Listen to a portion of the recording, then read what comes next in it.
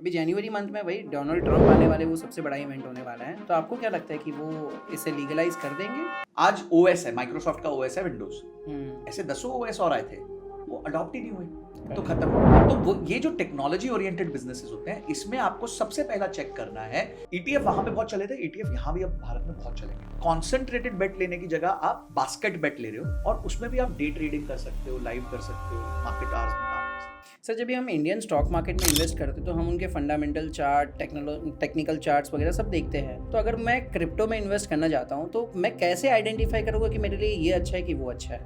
सब कुछ डिपेंड करता है आपके गोल पे, आपके होराइजन। जितना लंबा आपका गोल होगा, जितना लंबा आपका होराइजन होगा, biggest university, learning university of the world, तो सीखो सीखो सीखो सीखो, उसको इंप्लीमेंट करो। और जिसका एज 24-25 के आसपास है और महीने का अराउंड 30-35,000 के आसपास कमा रहा है, तो उसके लिए क्या राइट इन्वेस्टमेंट प्लान होना चाहिए? मतलब जब मैंने जॉब ज्वाइन किया तो मेरी तनख्वाह पे जितना मुझे लोन मिलता था, मैं वो लेने के बाद भी वो घर नहीं खरीद सकता था। और आज मैं वो घर मेरे म्यूचुअल फंड के बैलेंस से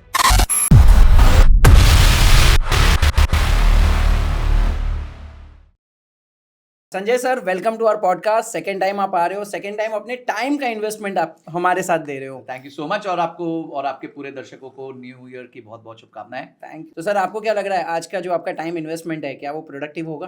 देखो, हम तो आरओआई के बिना सोचते ही नहीं हैं।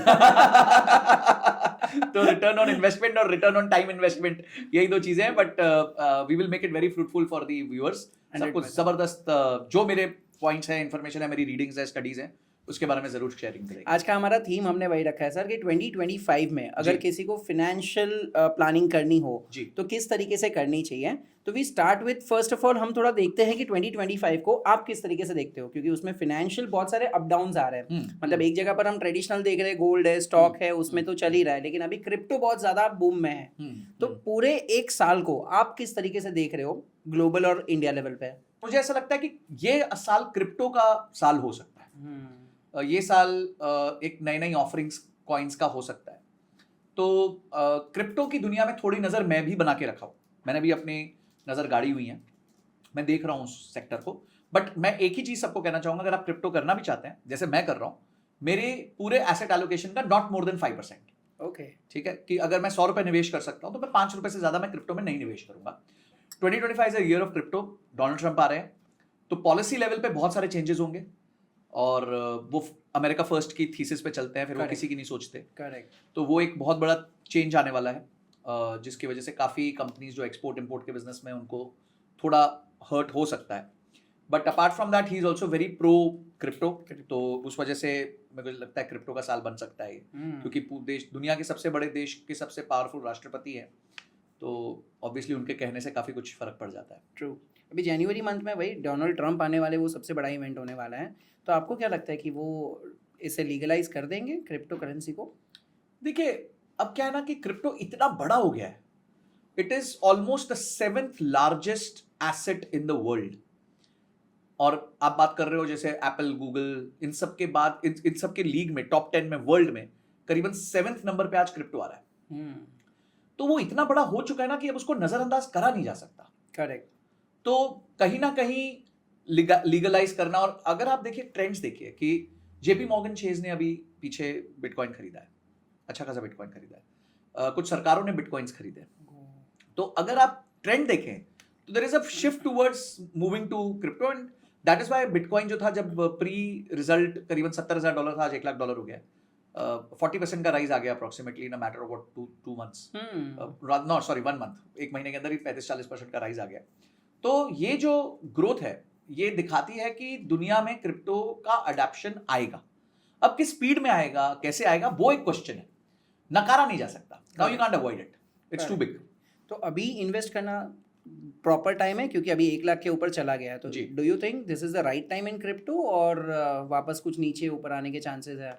देखिए, इन्वेस्टमेंट्स में कभी भी आप टाइम निकालते हैं। तो अगर हम टाइमिंग करते रहेंगे तो 1 लाख वाला समझो 90 हो गया, अब आप बोलोगे और गिरेगा, वो 95 होगा, फिर आप वेट करोगे, फिर आप सोचोगे और गिरेगा, वो और 1 लाख हो जाएगा, फिर आप वेट करोगे। तो ना आप कभी भी, दिस इज, इसको ना हम फाइनेंशियल प्रोक्रेस्टिनेशन कहते हैं। क्या प्रोक्रेस्टिनेट कर रहे हो? तो आप प्रोक्रेस्टिनेट मत करो।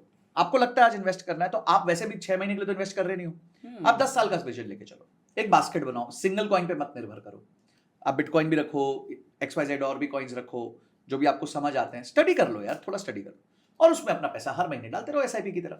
करेक्ट भाई करेक्ट मैं एक बंदे से मिला, मैं एक वर्ल्ड ब्लॉकचेन कॉन्फ्रेंस में गया था 2022 में दुबई में।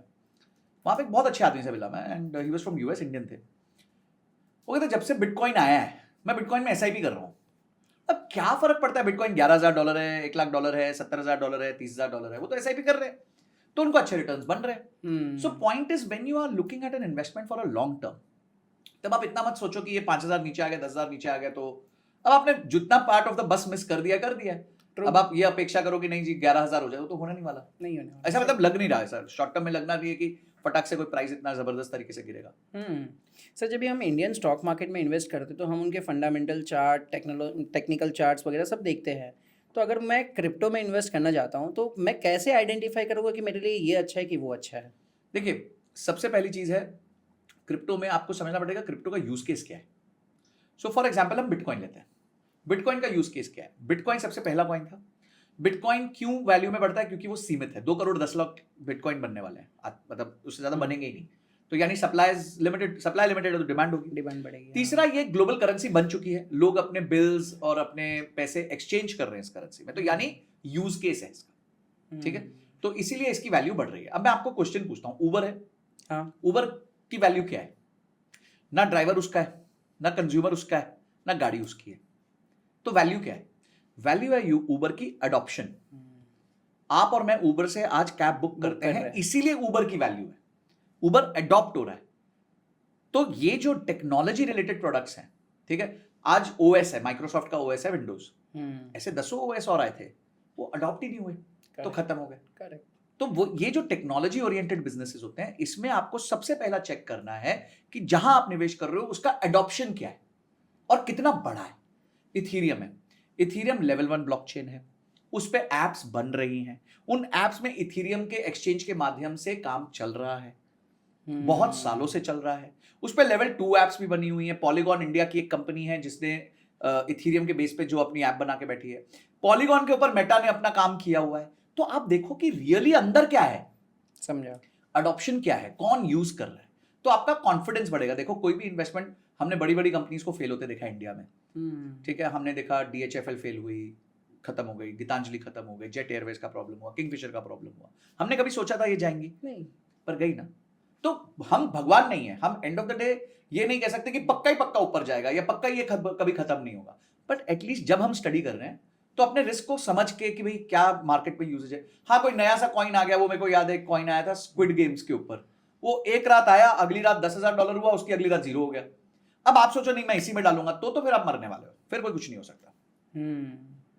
So true, so true. अगर इंडियन को किसी को इन्वेस्ट करना हो क्रिप्टो में तो बेस्ट रूट क्या है? क्योंकि इंडिया में तो अभी तक लीगल एंटिटी माना नहीं जाता है, लेकिन करना हो तो किस तरीके से कर सकते हैं? देखिए इंडिया में से भी इन्वेस्ट हो रहा है, ऐसा नहीं है, बहुत सारे एप्स हैं, बहुत सारे एक्सचेंजेस हैं। तो पीछे एक वजीरेक्स के साथ कुछ इशू हुआ है कि कुछ लोगों के पैसे फंस गए, but apart from that there are 2-3 more exchanges जिसमें लोग अभी ट्रेड कर ही रहे हैं। अगर आप देखें, कुछ इंटरनेशनल एक्सचेंजेस हैं जो काफी अच्छे से इंडिया में KYC करवाते हैं, सब कुछ करते हैं, तो आप उसमें कर सकते हैं। और जो भी ट्रांजैक्शन कॉस्ट है वो भरिए, जैसे 1% TDS कटता है सेल पे, और उसके बाद आपका 30% का टैक्स है।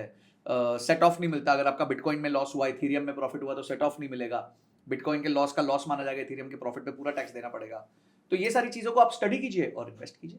अगेन, बट इन्वेस्ट उतना करिए जो आपको हर्ट ना करे, कि अगर 100 रुपए है तो 5 रुपए इन्वेस्ट कर लीजिए। नहीं, ये बहुत अच्छे तरीके से आपने बता दिया कि अगर 100 रुपए आप इन्वेस्ट कर सकते हो तो उसमें से सिर्फ 5 रुपए उसमें इन्वेस्ट करिए, बिल्कुल, बढ़ गया तो बढ़ गया, नहीं गया तो गम नहीं होगा। हाँ, गम नहीं होगा, फिर आपका मतलब बाकी फाइनेंशियल प्लान जो है, फाइनेंशियल गोल्स जो है वो नहीं हिलेंगे। करेक्ट, वो बहुत जरूरी है। एक्चुअली बहुत सारे लोगों को अभी वो फोमो क्रिएट हो जाता है कि यार लोग देख रहे कि यार अभी 1 महीने पहले 80,000 था, अभी 1 लाख हो गया, अगर तभी 80 डाल दिया होता तो आज कितना बढ़ जाता है, और रोज उसका भी ग्राफ ऊपर जा ही रहा है। तो लोगों को हमेशा ये लगता है कि नहीं यार मैं इन्वेस्ट और कर दूं और कर दूं और कर दूं। तो ये मेरे ख्याल से चीज़ों को कंट्रोल करना बहुत ज़्यादा ज़रूरी है। Yes, absolutely, absolutely. खाली एक जगह पर मेरे ख्याल से आपके ही मैंने पॉड में मस्त एक आपने बहुत अच्छी लाइन बताई थी कि फाइनेंशियल फ्रीडम तभी आती है जब आपकी एक्टिव इनकम पैसिव इनकम से पैसिव इनकम एक्टिव इनकम से बढ़ जाए। जी, देखिए फाइनेंशियल फ्रीडम तब आती है जब आपका पैसिव इनकम आपके लाइफस्टाइल कॉस्ट से बढ़ जाए, एक्टिव इनकम से नहीं। सो फॉर एग्जांपल आपकी एक्टिव इनकम है 2 लाख रुपए महीना, आपका खर्चा है 1 लाख रुपए महीना, आपकी पैसिव इनकम का कैपेसिटी अब हो गई है 1 लाख रुपए महीना, तो अब आप फ्री हो गए हो। अब आपकी जद्दोजहद जो है वो पैसे की नहीं रही। करेक्ट। देखिए आप समझिए, पैसा ना इनफाइनाइट रिसोर्स है, किसी के पास ज्यादा किसी के पास कम है, पर आप पैसे को जनरेट कर सकते हो अपने स्किल्स के थ्रू। टाइम नहीं जनरेट कर सकते। Time is a finite resource. तो अभी जब हम किसी भी सर्विस में होते हैं, जॉब में होते हैं, तो हम टाइम ट्रेड कर रहे होते हैं, तो एक फाइनाइट रिसोर्स बेच रहे हैं इनफाइनाइट रिसोर्स के लिए, तो एक ट्रांजैक्शन अच्छा नहीं है। तो मैं ये नहीं कह रहा कि आप अगर नौकरी कर रहे हो तो खराब बात है, हम भी नौकरी करके ही आगे आए हैं, 16 साल मैंने भी नौकरी करी। बट अगर आप जिंदगी भर नौकरी करते रह गए, दैट मीन्स आपने अपने वक्त की कीमत नहीं समझी, करेक्ट। अपने वक्त का मूल्य नहीं समझा। तो एटलीस्ट ठीक है, आज आप नौकरी से स्टार्ट करो, कोई प्रॉब्लम नहीं है। अधिकांश लोग भारत में नौकरी से ही स्टार्ट करेंगे, बिकॉज सब लोग में बिजनेस करने का जज्बा, हिम्मत, ताकत, पैसे, रिस्क टेकिंग एबिलिटी नहीं होती है। आप ज्यादा जानते हैं, आप खुद बिजनेसमैन है। बट अगर आपने जॉब की जर्नी चालू करी और आप जिंदगी भर यही प्लान नहीं कर पा रहे हो कि यार मैं इससे बाहर निकल सकता हूं, then there is something wrong with you. क्योंकि आप फाइनाइट रिसोर्स बेच के इनफाइनाइट रिसोर्स ले रहे हो, which is not a good transaction. तो कोई पर्सन अगर जॉब कर रहा है, समझो अपने जॉब के इनिशियल डेज में है या 25-26 साल की एज है उसकी, और वो सोच रहा है कि चलो 2025 आ रहा है, मुझे उसके अंदर मेरे जॉब के साथ साथ मुझे कोई पैसिव इनकम बनानी है जिससे मैं फ्यूचर में सिक्योर हो जाऊँ, तो क्या क्या पैसिव इनकम के ऑप्शंस आज अवेलेबल है? देखिए, पैसिव इनकम को 2 सेक्शन में बांटते हैं। एक होती है स्किल बेस्ड पैसिव इनकम, एक होती है finance based passive income. Skill based passive income ये होती है कि आपके पास कोई हुनर है जिससे आप पैसिव इनकम कमा सकते हो। सो फॉर एग्जांपल, मेरे साथ एक लड़का काम करता था, तो उसने हमारे साथ वो MIS टीम में था, तो 18-19 हज़ार के आसपास की उसकी तनख्वाह थी। एक दिन रोते बिलखते आ गया, अरे नहीं सर ये क्या है, मैं तो बहुत मुश्किल हो रही है वो। मतलब मैं तेरी तनख्वाह बढ़ाऊं कैसे यार, मतलब what are you adding to me. तो फिर उसने कोर्स किया, कोर्स करके उसने कुछ 60-70 हज़ार का कोर्स था, उसने किया, अपने आप को बेटर किया, और उसके बाद उसने अपना यूट्यूब चैनल खोला और अपने आप को कुछ प्लेटफॉर्म्स पे लिस्ट करा दिया। आज 1.5-2 साल हो गए होंगे उस बात को, हाँ 1.5-2 साल हो गए होंगे। On YouTube he has what 30-40,000 subscribers हो गए उसके। वो हर महीने एक बैच बनाता है जहाँ पे वो लोगों को डैशबोर्ड, डेटा ये इंटेलिजेंस, ये सब सिखाता है, एक्सेल सिखाता है, और ही चार्जेस 3,000 रुपीज़ पर स्टूडेंट, और वो 60 लोगों का बैच बनाता है। तो 1,80,000 के आसपास यहाँ हो गया, प्लस उसके जो प्लेटफॉर्म्स हैं दूसरे जहाँ फ्रीलांसिंग करता है, वहाँ से उसको एक 50-70 हज़ार रुपये कुछ बन जाते हैं। तो करीबन 2.5 लाख रुपए महीना वो आज कमा लेता है। मेरे साथ काम कर रहा था, 200 घंटे काम करता था, आज शायद 100 घंटे काम करता है।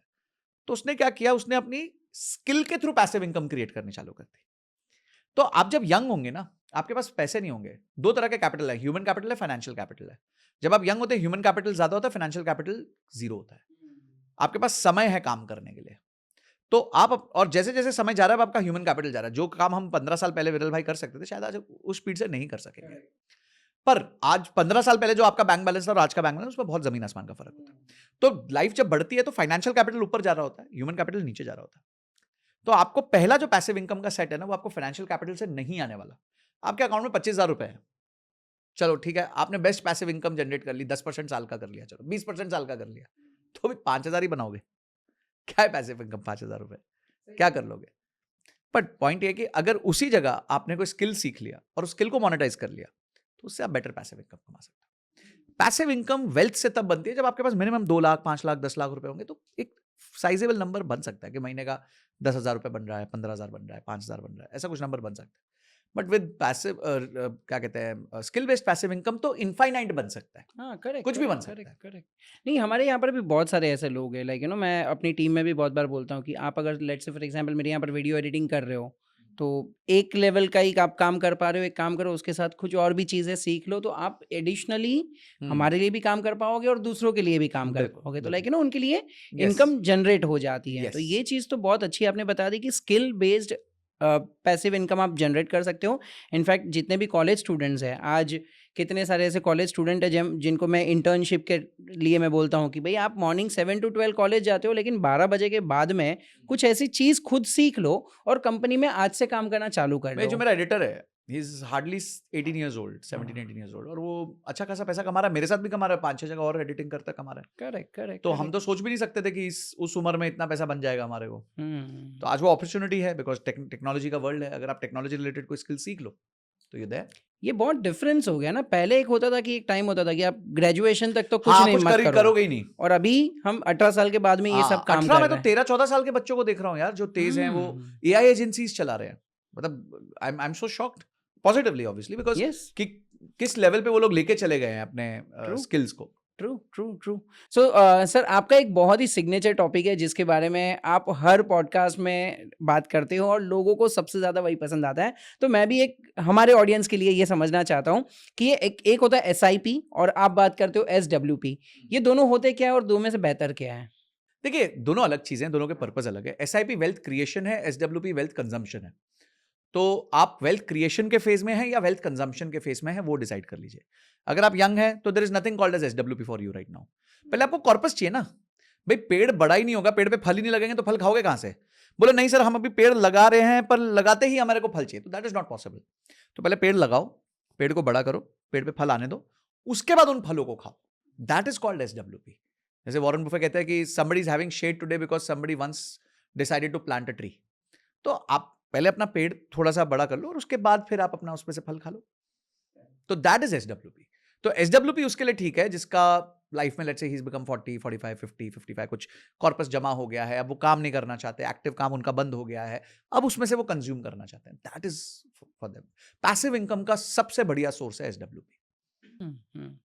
ये SWP करने का सही तरीका क्या है? मतलब मैं अगर लेट्स से फॉर एग्जांपल आज 30 की एज पे हूँ, मैं सोच रहा हूँ कि हाँ यार, महीने का मेरा इतना इतना SIP में जा रहा है और आई एम प्लानिंग कि भाई 40 की एज पे मुझे रिटायर होना है। ठीक है। तो उसके बाद मुझे विड्रॉ करना है, तो किस तरीके से विड्रॉ करना चाहिए और क्या प्रोसेस होना तो चाहिए? जो भी आपका कॉर्पस बनता है उसका ज्यादा से ज्यादा 0.5% पर मंथ विड्रॉ कर सकते हैं। तो आप रिवर्स वर्किंग कर लीजिए कि अगर आपको लगता है कि आपको 10 साल बाद 50,000 रुपए महीना विड्रॉ करना है, तो दैट मीन्स आपका कॉर्पस 1 करोड़ का होना चाहिए, तभी आप 50,000 उसमें से विड्रॉ करेंगे। देखिए, कॉन्सेप्ट बड़ा सिंपल है।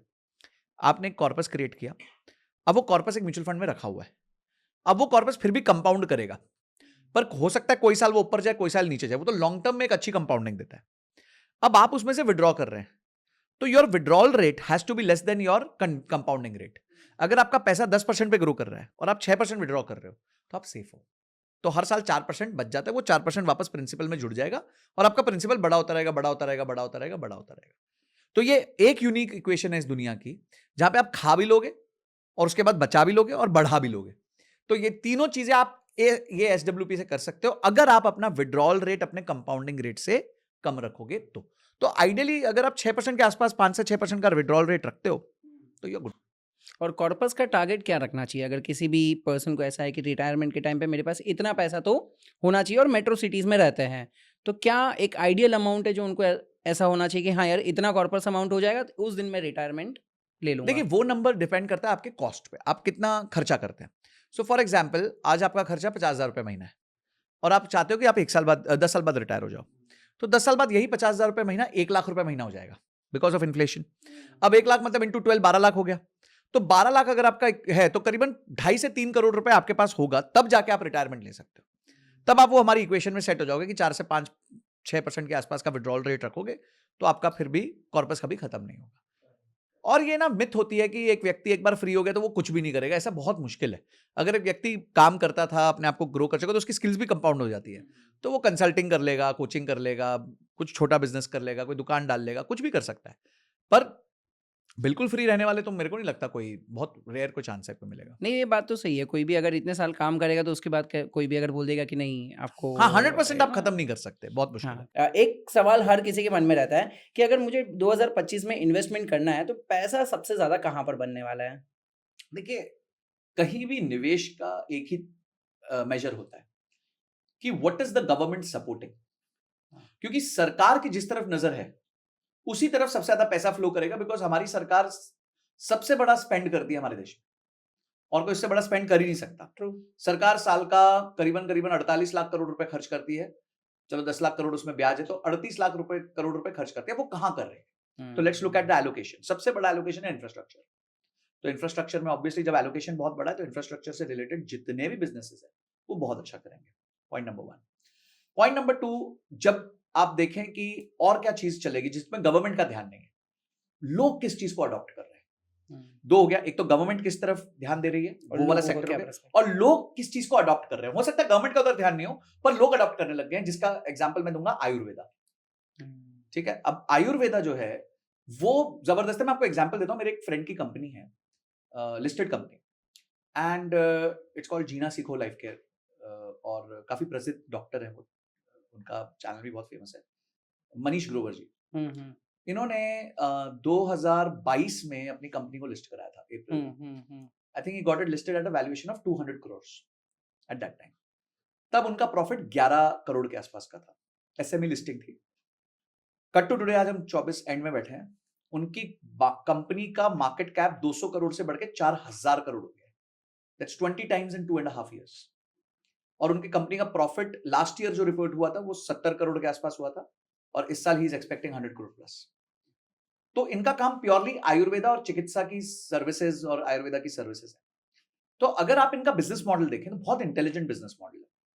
इन्होंने आयुर्वेदिक हॉस्पिटल्स ओपन किए। अब आपको मैं मजेदार बात बताता हूं, एक नॉर्मल हॉस्पिटल जब खुलता है तो एक बेड पे 1 करोड़ रुपए लगता है। ऐसा नहीं कि बेड खरीदने का करोड़ रुपए लगता है, मतलब जो पूरा इंफ्रास्ट्रक्चर कॉस्ट लगा है उसको अगर आप नंबर ऑफ बेड से डिवाइड कर रहे हैं तो 1 करोड़ रुपया पर बेड लगता है। तो अगर 200 बेड का हॉस्पिटल है तो 200 करोड़ लगेगा। करेक्ट। आयुर्वेदा में वो 4 लाख रुपए लगता है। तो आपका केपेक्स ही खत्म हो गया। आप तो सीधा सीधा 125th पे आ गए, तो आपका केपेक्स ही नहीं लगा, तो अब आपकी रिटर्न एक्सपेक्टेशन कम होगी। ट्रू। ठीक है जी, तो ब्रेक इवन जल्दी आ जाता है। दूसरी चीज है, कुछ साल पहले तक जो आयुर्वेदा था वो मेडिकल इंश्योरेंस से रीपे नहीं होता, अब होने लगा। अब होने लग गया है। आप आयुष के अंडर वो ले सकते हो, एड ऑन ले सकते हो, जिसमें आयुर्वेदा है, यूनानी है, योगा है, शिरोधरा, ये आयुष का फुल फॉर्म। तो इसके तहत अब इंश्योरेंस कंपनीज अगर आप आयुर्वेदा की चिकित्सा लेते हो तो आपको पे करती। ठीक है, तीसरी चीज ये है कि पहले गवर्नमेंट ऑर्गेनाइजेशंस जितनी भी थी, जैसे ओएनजीसी हो गई, बीपीसीएल, एचपीसीएल, ये सब हो गए, तो इनके एम्प्लॉइज का जो एम्पैनल्ड हॉस्पिटल्स थे वो सिर्फ यही होते थे, बड़े वाले। अब ये भी होने लग गए हैं, आयुर्वेदा वाले भी होने लग गए। तो वो मॉडल इतना जबरदस्त इवॉल्व हुआ बिकॉज गवर्नमेंट के वहां पे सपोर्ट आ गई और लोगों का अडॉप्शन आ गया। करेक्ट। तो जैसे लोगों का अडॉप्शन आया कि नहीं नहीं हमें भी आयुर्वेदा, हमें भी हेल्थ, हमें भी वेलनेस और खाना खा के दवाई नहीं खानी, जब वो लेवल का अडॉप्शन आया तो ऑटोमेटिकली देखिए आप एक बिजनेस कितना जबरदस्त फ्लो कर गया। तो लोगों का अडॉप्शन किस स्पेस में है वो देखिए। नेक्स्ट है डिफेंस। अगेन इंडिया का डिफेंस की तरफ बहुत जबरदस्त वो है। डिफेंस में आपको सबसे बड़ी टेक्नोलॉजी जिसके बारे में आजकल बात होती है वो है ड्रोन, एंटी ड्रोन, इस पे बहुत ज्यादा बातें हो रही हैं। स्टेट गवर्नमेंट्स जम के पैसा खर्च कर रही हैं ड्रोन्स और एंटी ड्रोन्स पे। तो ये इसमें क्या फायदा होगा? इसमें ऑब्वियसली जो ड्रोन मैन्युफैक्चरिंग कंपनीज हैं, ड्रोन सर्विसेज कंपनीज हैं, उनको बहुत फायदा होने वाला है। उसके अलावा जो पूरी दुनिया जिस तरफ देख रही है वो है एआई। ठीक है, तो एआई को आप डेफिनेटली रखिए। एआई बेस्ड कोई भी अगर आप एजेंसी ओपन करते हैं, एआई बेस्ड कोई भी बिजनेस होता है तो उसमें रेवेन्यू और प्रॉफिटेबिलिटी के चांसेस बहुत ज्यादा है। अगला ईवी है, तो ईवी पे सबकी नजर बनी हुई है। ठीक है, आज इंडिया में 12 घरों में से एक घर में गाड़ी है। Only 1 out of 12 houses in India have a car. Only 4 crore passenger vehicles are there in India. सिर्फ 4 करोड़ पैसेंजर व्हीकल्स। उसमें भी आप समझिए कि कुछ परिवारों में तो 3-3, 4-4 गाड़ियां भी होती है। ठीक है, तो औसतन अगर हम एक परिवार के पीछे 1.5 गाड़ी पकड़ ले तो वही 2 करोड़ के आसपास परिवारों के पास ही गाड़ी है, 2-2.5 करोड़ परिवारों के पास गाड़ी। तो कितना बड़ा स्पेस है। ठीक है, डीजल को सब आउट कर रहे हैं, पोल्यूशन का प्रॉब्लम सबको दिख ही रहा है, हम तो दिल्ली से, हमारे को सबसे ज्यादा पता है। तो एंड ऑफ द डे ये सारी देखिए आपके इर्द गिर्द ही होता है। मैं लोगों को कहता हूं उस कंपनी में पैसा निवेश करो, ठीक है, जिसको आप गाली भी देते हो और जिसका प्रोडक्ट भी लेते हो। जैसे एप्पल है, एप्पल नया फोन लाएगा ना, हम जरूर गाली देंगे, यार कुछ नया नहीं किया, कुछ नया नहीं किया, वही फोन दे दिया, वही फोन दे दिया, जाके खरीद भी लेते हैं। तो एप्पल में डालो पैसा। भाई आपको ये देखना ना, आपका शेयर का वैल्यू कब बढ़ेगा? जब प्रॉफिट बढ़ेगा। प्रॉफिट कैसे बढ़ेगा? जब सेल बढ़ेगा। सेल कैसे बढ़ेगा? जब कस्टमर ज्यादा खरीदेगा। करेक्ट। तो अगर एक कस्टमर रो भी रहा है और उसके बावजूद भी जाके खरीद रहा है कंपनी का प्रोडक्ट तो वो शेयर तो पक्का खरीदना चाहिए। So true. तो these are some ways to look। इर्द गिर्द को देखिए, ऑब्जर्वेशन ऑन रखिए, आपको बहुत ऐसी सेक्टर्स और कंपनीज मिल जाएंगे जिसमें आप निवेश कर सकते हैं। एक्चुअली अभी कैसे बिजनेस का पर्सपेक्टिव लोगों का देखने का ऐसा हो गया ना कि अभी हर जगह पर एआई आ रहा है जी। तो लोगों को मन में डर आ रहा है कि यार हम इस सेक्टर के ऊपर एकदम बुलिश हो जाए और बाद में उस सेक्टर में एआई आ गया और वो पूरा डाउनफॉल हो गया तो क्या होगा? अडॉप्शन इतना जल्दी नहीं होगा एआई का। इतना देखिए होगा, मैं नहीं कह रहा नहीं होगा, बट लार्ज स्केल अडॉप्शन जो डिसरप्शन लेके आ सके उसमें अभी टाइम लगेगा। और ये मानना कि वो कंपनी फिर अपने सर्वाइवल के लिए कुछ नहीं करेगी is also not right. And that is why मैं ये कहता हूं कि किसी कंपनी पे बेट करने की जगह अगर आप किसी सेक्टर पे बेट करते हो तो उस सेक्टर का ईटीएफ या म्यूचुअल फंड ले लो। दिमाग मत लगाओ। अगर मैं ईवी करता हूं तो मैं ईवी की कोई स्पेसिफिक कंपनी में पैसा नहीं डालूंगा। मुझे क्या पता वो चलता हुआ स्कूटर फट गया, मुझे क्या पता कि वहां शोरूम में आग लग गई, मुझे क्या पता कि सर्विस हो रही है कि नहीं हो रही है, मुझे क्या पता फाउंडर कैसा बिहेव कर रहा है। मुझे क्यों इस सब चक्कर में पड़ना। हाँ, पर एक इंडेक्स है, उस इंडेक्स में 20 कंपनियां हैं, सारी ईवी का काम कर रही है, तो मैं उस इंडेक्स में पैसा डाल दूंगा। एक आधी कंपनी ऊपर नीचे हो भी गई तो फर्क नहीं पड़ता क्योंकि 20 कंपनियां हैं टोटल। तो आज जैसे ईवी का एक इंडेक्स है एनएसई में, आप उसके रिलेटेड कोई ईटीएफ या म्यूचुअल फंड है तो उसमें पैसा डाल दो। तो आपने क्या किया, ईवी में पैसा भी डाल दिया और एक आपने कॉन्सेंट्रेटेड बेट नहीं ली। जब आप कॉन्सेंट्रेटेड बेट लेते हो तो या तो आप बहुत पैसा कमाते हो या बहुत पैसा हारते हो। करेक्ट। तो आपको अपना वेल्थ ग्रो करना है ना। आपको ये थोड़ी है कि इसका 1 का 10, 10 का 100, 100 का 1000, वो मत सोचो। आप वेल्थ ग्रो के एंगल से सोचो। तो आप सेक्टर पकड़ो, उस सेक्टर के इंडेक्स में ईटीएफ के माध्यम से या म्यूचुअल फंड के माध्यम से पैसा डाल दो और संतुष्ट रहो, शांति से बैठो। Correct correct. ये बहुत अच्छी चीज़ आपने बताई। मतलब मुझे तो ऐसा लग रहा है ना कि अभी तक हमारे पास एक ही ऑप्शन था कि या तो मैं डायरेक्टली कोई कंपनी में इन्वेस्ट करूं या तो वो कंपनी का मतलब म्यूचुअल फंड में इन्वेस्ट करूं एसआईपी के थ्रू। जी। अभी आपने ये ईटीएफ के बारे में बताया, तो मुझे पहले तो एक थोड़ा डिफरेंस बताइए कि म्यूचुअल फंड और ईटीएफ में डिफरेंस क्या होता है एक लेमैन पर्सपेक्टिव में, फिर हम उसे और अंदर डीप डाउन करेंगे। देखिए, mutual fund basic both are pretty much the same, ऐसा मतलब बहुत ज्यादा फर्क नहीं है। The biggest difference between the two is कि ईटीएफ जो है वो ट्रेड हो सकता है। एक शेयर जैसे आप रिलायंस दिन के दौरान किसी भी टाइम खरीद भी सकते हो, बेच भी सकते हो। म्यूचुअल फंड को आप दिन के दौरान कभी भी खरीद और बेच ऐसे नहीं सकते हो। आप एक टाइम पे पैसा डालते हो, आपको एक कट ऑफ के हिसाब से या तो पिछले दिन का या अगले दिन का एनएवी मिल जाता है, ठीक है। पर म्यूचुअल फंड में सॉरी ईटीएफ में आप पूरे दिन के आपका 12 बजे मन किया यार मैं निफ्टी 50 का ईटीएफ खरीद लेता हूं, मेरे को लगता है निफ्टी ऊपर भागने वाला है, लगता है, आपकी चॉइस है भाई, आपने खरीद लिया। आप म्यूचुअल फंड के साथ ये नहीं कर सकते। तो जब आप ट्रेडिंग भी करते हो तो ईटीएफ में आप ट्रेड कर सकते हो। ईटीएफ में ट्रेड करने का सबसे बड़ा फायदा यह है कि ईटीएफ कैश मार्केट में होता है। तो कल को अगर आपकी बेट थोड़ी सी गलत भी लग गई तो आप होल्ड कर सकते। फ्यूचर्स एंड ऑप्शंस हर महीने एक्सपायर हो जाते हैं, तो आप उसको होल्ड नहीं कर पाते। तो इसलिए ईटीएफ में आजकल बहुत जबरदस्त इन्वेस्टमेंट हो रही है। पूरा यूएस जो है ईटीएफ में इन्वेस्ट करता है। तो अगर हम देखें, आज हमसे बड़ी मार्केट यूएस है, तो अगर हमें बड़ा बनना है तो हम यूएस की तरफ ही देखते हैं कि वहां क्या अडॉप्शन चल रही है। जैसे वहां सबसे पहले रॉबिनहुड आया, डिस्काउंट ब्रोकर आया, तो उसके बाद इंडिया में जीरोधा आ गया। वहां उबर आया तो यहां ओला आ गया, ठीक है। वहां डोडाश आया तो यहां जोमेटो स्विगी आ गया। तो इस तरीके से आपको देखना होता है वो कंट्रीज क्या कर रही है, क्योंकि वो थोड़ी हमसे आगे है इनोवेशन में। There is no problem copying, हमें करना चाहिए कॉपी, क्योंकि तभी हम इजीली फटाफट स्केल कर सकते हैं। तो ईटीएफ वहां पे बहुत चले थे, ईटीएफ यहां भी अब भारत में बहुत चलेंगे। एक वो माध्यम बनेगा कि कॉन्सेंट्रेटेड बेट लेने की जगह आप बास्केट बेट ले रहे हो और उसमें भी आप डे ट्रेडिंग कर सकते हो, लाइव कर सकते हो, मार्केट आवर्स में काम कर सकते हो। तो ये फर्क है ईटीएफ। क्या percentage on an average expect कर सकते हैं ईटीएफ निफ्टी 50 या किसी भी इंडेक्स? देखिए, वो तो सेम म्यूचुअल फंड जितना ही रहता है, दोनों में वही रहेगा। और लंबी अवधि में आपका जो ईटीएफ है वो थोड़ा सा ज्यादा रिटर्न्स देता है निफ्टी 50 से। निफ्टी 50 का ईटीएफ पता है क्यों? क्योंकि क्या होता है कि निफ्टी 50 की कंपनीज डिविडेंड देती है, तो वो डिविडेंड जो है ईटीएफ में री इन्वेस्ट हो जाता है। और क्योंकि वो री इन्वेस्ट होता है तो वो कंपाउंडिंग फिर से थोड़ी सी ज्यादा लगती है। तो अगर 10 साल में समझो निफ्टी ने आपको 2 गुना रिटर्न दिया है या 3 गुना दिया है, तो वो 3 गुना से थोड़ा सा ज्यादा दे देगा, 3.3 टाइम्स दे देगा। तो निफ्टी देखिए, अपेक्षा तो हम हमेशा ये रखते हैं कि 10 से 12% रिटर्न निफ्टी हमारे को एक लंबी अवधि में 10, 12, 15 साल के होराइजन में देगा ही देगा। Amazing amazing. सो आपके हिसाब से सबसे बेस्ट ईटीएफ कौन सा होगा जहां पर 2025 में हम फोकस कर सकें? देखिए, अगेन मैं बेस्ट से ज्यादा राइट ईटीएफ पे मानता हूं। तो अगर आपको लगता है कि भाई आप ज्यादा सोच नहीं सकते, दिमाग नहीं लगा सकते, तो आप सीधा निफ्टी 50 खरीद लो। अगर आपको लगता है यार थोड़ा सा चलो आगे चलते हैं, तो आप निफ्टी नेक्स्ट 50 खरीद लो, या भारत देश की अगली 50 कंपनी। वो भी छोटी कंपनीज नहीं, वो भी लार्ज कैप ही है, पर they are not in Nifty 50, they are in the next. Correct. उसके अलावा अगर आपको लगता है नहीं जी मैं थोड़ा सेक्टोरल बेट लेना चाहता हूं, मैं ईवी पे बेट लेना चाहता हूं, तो आप ईवी का ईटीएफ ले लो। आपको लगता है नहीं आगे जाके सेंट्रल कंपनीज बहुत अच्छी चलेंगी, तो सीपीएससी का ईटीएफ है वो खरीद लो। आपको लगता है नहीं जी मैं तो नैस्डैक 100 पे पैसा डालना चाहता हूं, ये भी बहुत बड़ी अच्छी चीज है कि आप इंडिया में बैठे हुए नैस्डैक 100 की कंपनीज में पैसा डाल सकते हो, उसका भी ईटीएफ है। तो वो ईटीएफ में आप पैसा डाल सकते हो। आपको लगता है नहीं मेरे को फैंग कंपनीज में डालना है, Facebook, Apple, Netflix, Google, Tesla, ये वाली जो सेक्शन टॉप कंपनीज है, उसी में डालना है, उसका भी ईटीएफ अलग है। आपको लगता है नहीं जी मुझे चाइना की टेक्नोलॉजी कंपनीज में पैसा डालना है, तो महाप टेक करके एक ईटीएफ है, उसमें आप पैसा डाल सकते हो। तो तेरा गोल्ड में आपको लगता है पैसा डालना, गोल्ड में पैसा डालने का सबसे अच्छा तरीका जो है वो ईटीएफ है।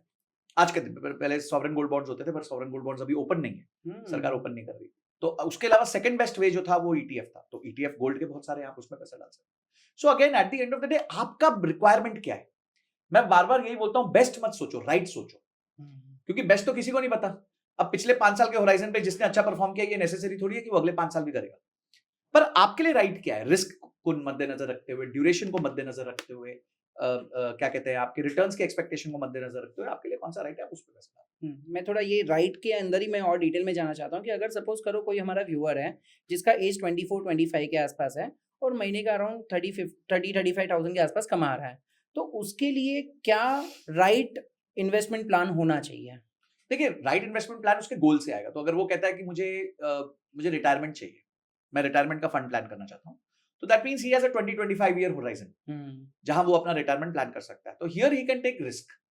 तो instead of going for Nifty 50 he can go for Nifty next 50। क्योंकि चलो ठीक है, थोड़ा रिस्क ले लेते हैं, बढ़ा देते हैं। अच्छा, उसको लगता है एक काम करते हैं, अगर मेरे पास 10,000 रुपए 5,000 रुपए महीना डालूंगा, तो एक काम करता हूँ 3,000 तो मैं निफ्टी नेक्स्ट 50 में डालता हूँ, बचा हुआ 2,000 ना मैं आधा मिड कैप में डालता हूँ, आधा स्मॉल कैप में डाल देता हूँ। क्यों? क्योंकि मैं तो 25 साल वेट करने वाला हूँ। मुझे पता है 25 साल में भारत देश आगे बढ़ेगा, तो मेरी स्मॉल कैप कंपनीज बड़ी हो जाएंगी, mid cap companies large cap बन जाएंगी, तो मुझे फायदा होगा।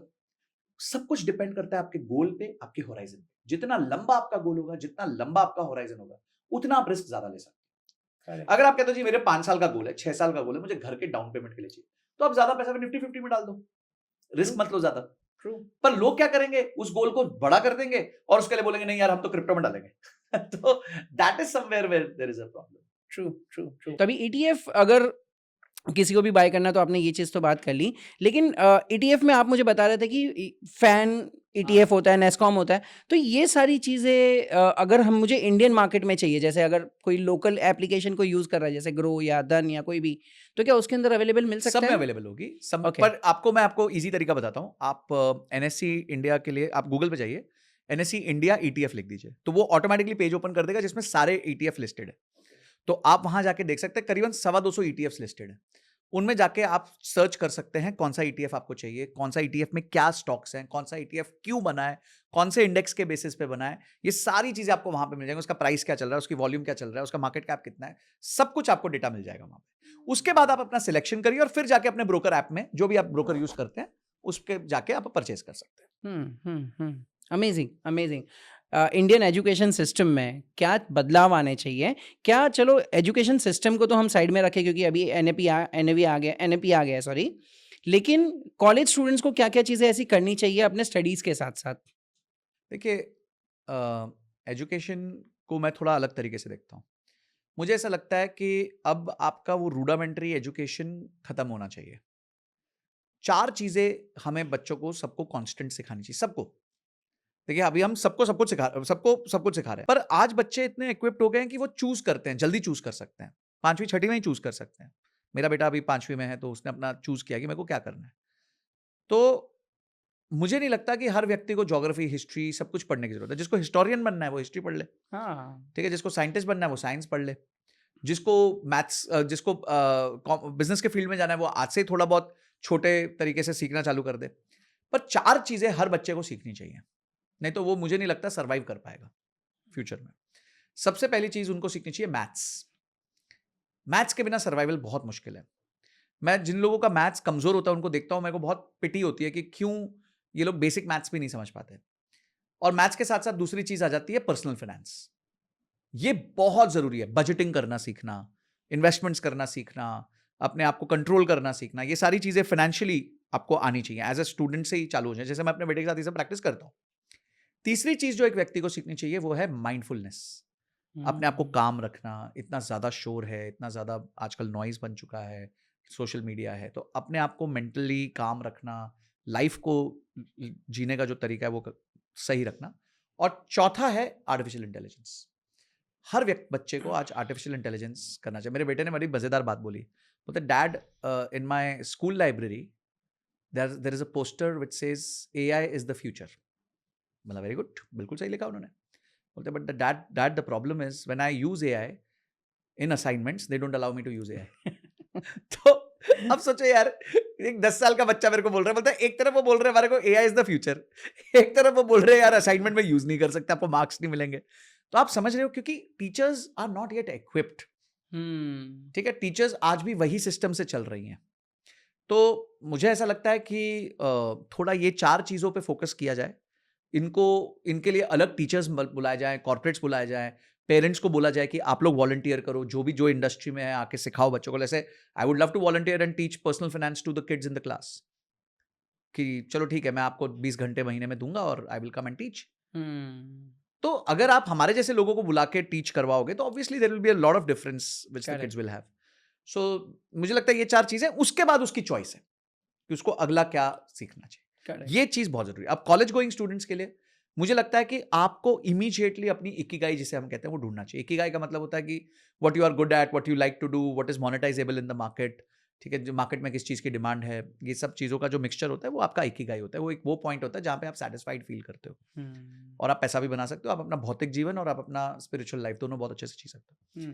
तो इकिगाई ढूंढिए। अगर आप कोई भी स्किल लेना चाहते हैं उस स्किल को सीखिए, कंटिन्यूसली सीखिए। पहले कोर्सेज बहुत महंगे होते थे, आज कोर्सेज बहुत सस्ते हो गए हैं, कुछ चीज़ें तो फ्री हो चुकी हैं। यूट्यूब तो टोटली फ्री है, biggest university, learning university of the world. तो सीखो सीखो सीखो सीखो, उसको इम्प्लीमेंट करो और पैसे बनाओ। Don't just depend on college studies, मतलब ये कॉलेज एक्सपेक्ट स्टडीज मत पे तो करो कि डिपेंड टीवाई करना के मुझे बाद लगता है कम। बहुत बड़ी बेवकूफी है। अगर आप प्योरली कॉलेज स्टडीज पे डिपेंड कर रहे हैं तो it's you are one step away from poverty. मतलब मैं बहुत लोगों को मिलता हूँ, मतलब यहाँ पर मुंबई में तो इतनी सारी कॉलेजेस हैं, हमारे वर्कशॉप्स वहाँ पर होते हैं, तो मैं बहुत लोगों को मिलता हूँ टीवाई तक, लास्ट ईयर तक लोग एक्सपेक्ट करते हैं कि नहीं यार मुझे वो डिग्री मिलेगा और डिग्री लेके मैं किसी कंपनी में जाऊँगा और वहाँ पर मुझे वो रेड कारपेट लेके बुलाएंगे। वो ज़माना गया मेरे वो ख्याल खत्म से। हो गया, वो खत्म हो गया। तो टेस्ला वाले तो इलॉन मस्क तो बोलते हैं मैं तो अब डिग्री देखता भी नहीं हूँ, हम तो हैंड्स ऑन एक्सपेरिमेंट देते हैं, अगर कर लिया तो ठीक, नहीं किया तो ठीक। करेक्ट, हमें क्या अचार डालना डिग्री का। सही बात है, सही बात है। अभी आप बीच में एआई एजेंसीज के बारे में बात कर रहे थे कि आज 13-14 ईयर के बच्चे भी सब एआई एजेंसीज में जा रहे हैं, तो थोड़ा इसको बताइए कि ये क्या होता है और लोगों को अगर स्टार्ट करना तो कैसे कर सकते हैं? देखिए, एआई एजेंसी का मतलब ये होता है कि you know a skill which others don't know but they require it. ठीक है, यही एक एजेंसी काम करती है। अगर आप डिजिटल मार्केटिंग एजेंसीज की बात करें तो डिजिटल मार्केटिंग एजेंसीज क्या करती हैं? आपको डिजिटल मार्केटिंग आता नहीं है तो वो आपको उसमें सपोर्ट कर देती हैं और उसका वो आपसे पैसा लेती हैं। सो बेसिकली हम इसको कहते हैं इंफॉर्मेशन आर्बिट्राज, कि उनके पास कोई ऐसी इंफॉर्मेशन है या ऐसी स्किल है जो आपके पास नहीं है पर आपको उसकी जरूरत है, इसलिए आप उसको पे कर रहे हो। करेक्ट। तो एआई में तो ऐसे भतेरे आज के सॉफ्टवेयर हो चुके हैं जिसकी बहुत जबरदस्त मतलब क्या कहते हैं यूज केस आ गए हैं। मैं आपको बताता हूँ, जैसे मेरे बेटे के केस में उसने मुझे बताया, उसका कोई फ्रेंड है, सीनियर है, 13-14 साल का ही है, उसने एक एआई प्रेजेंटेशन एजेंसी चालू करी है कि वो एआई से प्रेजेंटेशंस बना के देता है, पीपीटीज बना के देता है। And he charges, generally people charge almost 500 to 1000 rupees a slide, he charges only 50 rupees a slide. तो 50 रुपए पर स्लाइड चार्ज करता है। 20 स्लाइड की औसतन एक पीपीटी होती है, 1000 रुपए चार्ज करता है। 1000 रुपए की वो महीने में करीबन 20-25 प्रेजेंटेशंस बनाता है, 25,000 रुपए हो गए। और जो सॉफ्टवेयर वो लेता है, वो सॉफ्टवेयर के लिए 1,500 रुपए का वो दे देता है, कॉस्ट दे देता है। 13 साल का बच्चा, माइंड तो चला एब्सोल्युटली कि भाई मेरे को कुछ खरीदना है और मुझे कुछ बेचना है, मुझे जो बचा वो प्रॉफिट है। तो ये माइंडसेट होना बहुत जरूरी है। तो ऐसे काफी लोग हैं जो आज एआई की एजेंसीज चला रहे हैं, एक पर्टिकुलर सॉफ्टवेयर को बहुत अच्छे से सीख के they are able to monetise for themselves. नहीं, ये बहुत अच्छा आइडिया आपने दिया। इनफैक्ट लाइक बहुत सारे लोगों को ये चालू करना चाहिए। एक चीज खाली आप एक एआई नीश में पकड़ लो, प्रॉम्प्ट लिखना सीख जाओ अच्छे से। ओहो, वो अपने आप में बहुत बड़ा कोडिंग लैंग्वेज है आज का। बस बस बस आप खाली प्रॉम्प्ट लिखना सीख जाओ। अभी रिसेंटली मैं मेरे कल का ही एग्जांपल देता हूँ। एक कॉलेज के अंदर प्रेजेंटेशन था। पहले वो लोग क्या करते थे कि बैठ के पीपीटी बनाओ, रिसर्च करो, इधर से डेटा उधर से डेटा। अभी लाइक उनके एक स्टूडेंट ने पूरा चैट जीपीटी में प्रॉम्प्ट दे दिया, हाँ, समझ गया मैं। 1,000-1,500 रुपए का वो वर्जन ले लिया और बस पूरा प्रेजेंटेशन जीपीटी ने बना के दे दिया। सही कह रहे हो, तो सही ये कह रहे कितनी अच्छी चीज हो गई है। खाली इतना है कि आपने जैसे बताया इन्फॉर्मेशन आर्बिट्राज है। हो। हाँ, ये इन्फॉर्मेशन लोगों को नहीं पता है कि यार ये चीज इतनी नहीं आसानी पता, और से अगर पता है तो आलस है। आलस है। हाँ, दो चीजें, और अगर पता अभी भी तो वो आलस है। ब्लॉकेज में, जैसे आपने हाँ। स्कूल की बात की हाँ। कि वो एआई इज द फ्यूचर बोल रहे हैं लेकिन यूज नहीं करने देते। तो मतलब कहीं ना कहीं यही हो रहा है कि पता है कि ये फ्यूचर है लेकिन नहीं यार, Adoption नहीं है। अडॉप्शन नहीं है, मुझे ये नहीं करना है। So true, so true. सो ये एजेंसीज और जितने भी एआई बेस्ड बिजनेसेस हो रहे हैं, आपको क्या लग रहा है ये बहुत ज्यादा जल्दी चेंज हो रहे हैं, तो हमें क्या उसके ऊपर अभी इन्वेस्ट करना चाहिए या उसको देखना चाहिए फ्यूचर में? देखिए इन्वेस्ट तो मुझे लगता है कि आज से चालू कर देना चाहिए। देखिए क्या होता है, हम्म इन्वेस्टमेंट है ना, आप कभी भी 100% करेक्ट नहीं हो सकते अपनी इन्वेस्टमेंट्स में। हम्म इन्वेस्टमेंट इज अ लर्निंग। आज अगर हम वीसीज की बात करें, प्राइवेट इक्विटी की बात करें, तो वो खुद कहता है कि हमारा स्प्रे एंड प्रे अप्रोच है। स्प्रे एंड प्रे का मतलब क्या है कि आपने छिड़क दिया और फिर भगवान से प्रे कर रहे हो कि कुछ चल जाए। और ये माना गया वीसी वर्ल्ड में कि 10 में से एक ही इन्वेस्टमेंट चलती है, बाकी 9 मर जाती हैं।